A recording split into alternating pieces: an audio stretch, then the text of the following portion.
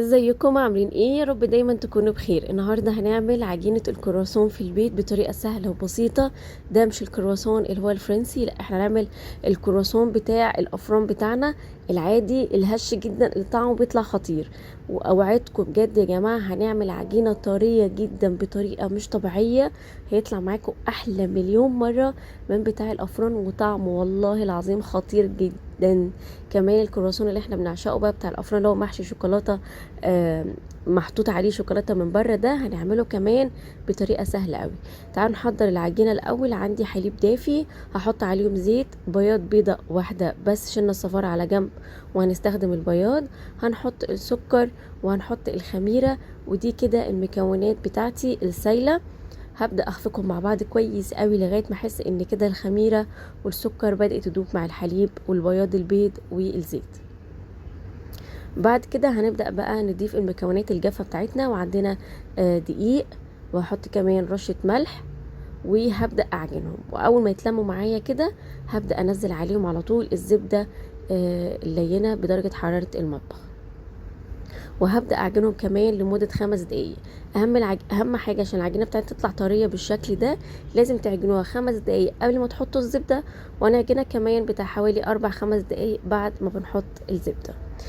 اول ما بتتعجن معانا العجينه كويسه قوي بتبقى طريه كده معانا زي ما انتم شايفين وناعمه، وتقدروا كمان تستخدموها استخدامات تانية كتير غير بس الكرواسون.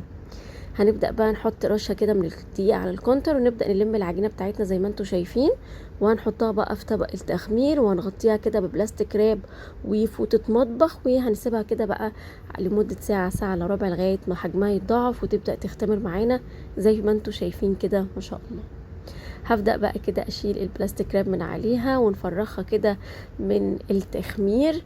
طعم الزبدة فيها بيبقى طعمه حلو قوي، وده اللي بيخلي الكرواسون بتاعنا احلى مليون مرة من بتاع الافران.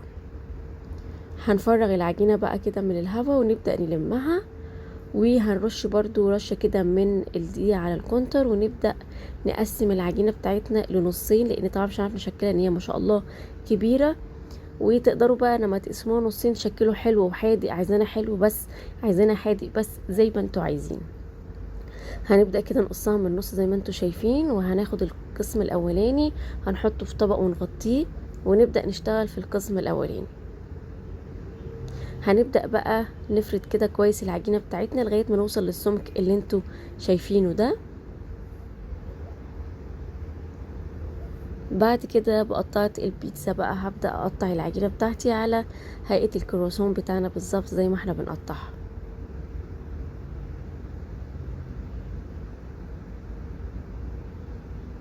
لو انتوا عايزينه كبير شوية ما تقطعوش العجينة صغير كده، ممكن تقطعوها بس الجزء الربع ده تقطعوه لنصين او لتلاتة كمان، زي ما انتوا عايزين تتحكموا في حجم العجينة. انا عملته كده صغير علشان يبقى حلو كده وسهل في الاكل.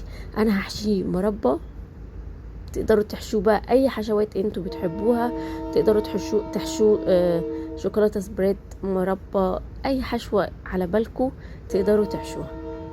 سهلة وبسيطة والعجينة طرية جدا جدا. صينية فرن بقى، وهبدأ احط فيه ورق زبدة، واحط فيه بقى العجينة بتاعتي، هبدأ ارصها وهسيبها تخمر كمان بقى حوالي 10 دقايق لغاية ما حجمها كمان بس يبدأ يتضاعف. وبعد كده هنشوف هنعمل ايه. دي كده الحلو خلصناها.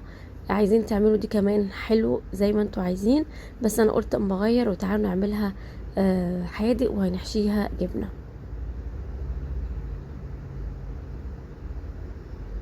هنحط بقى كده، انا حطيت جبنه فيتا، وهبدا الفها زي ما انتوا شايفين.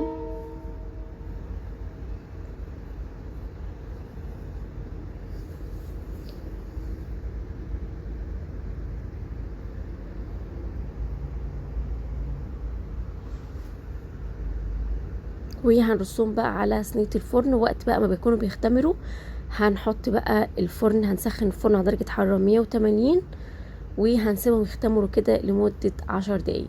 دول بعد ما اختمروا كمان 10 دقايق هبدأ بقى ادهنهم بصفار بيضة مع معلقة كبيرة من الحليب، ندخلهم الفرن بيقعدوا من 10 ل 12 دقيقة. الحادق انا رشيت عليه شويه من السمسم والزعتر. الحلو بقى هنحط عليه بقى شوكليت، اي شوكليت بتاعه المطبخ بتاعتنا، ندوبينها في حمام مائي مع معلقتين كبار من الزيت، وهقلبهم كويس قوي مع بعض. وهبدأ بقى احط الكرواسون بتاعنا في الشوكولاته زي ما انتوا شايفين كده، محشي مربى، طبقة شوكولاتة، حاجة كده خطيرة. وكمان ممكن تعملوه سادة، في ناس بتحبه سادة ويبقى من فوق طبقة شوكولاتة، فزي ما انتوا عايزين. ده الحلو بتاعنا بعد ما حطينا كله في الشوكولاتة وحطينا في التلاجة لغاية ما الشوكولاتة بردت تماما. وده الحادق بتاعنا، حطينا عليه شوية زعتر وشوية سمسم كده زي ما انتوا شايفين. يا جماعة بجد رهيب، الريحة والطعم والله لا يقاوم. كل اللي هيدوقه مش هيصدق ان ده معمول في البيت. العجينة هشة جدا، طعم الزبدة باينة فيه قوي، والعجينة طرية كده، وطعم الشوكولاتة من فوق باين، حتى الحادق الجبنة فيه باينة. رشة الزعتر اللي احنا رشيناها كمان على الوش خطيرة. والعجينة زي ما انتوا شايفين هشة جدا، مع كوباية شاي بيطلع خطير على الصبح. لازم يا جماعة تجربوا الكرواسون بتاع الأفران ده لأنه بجد حكاية.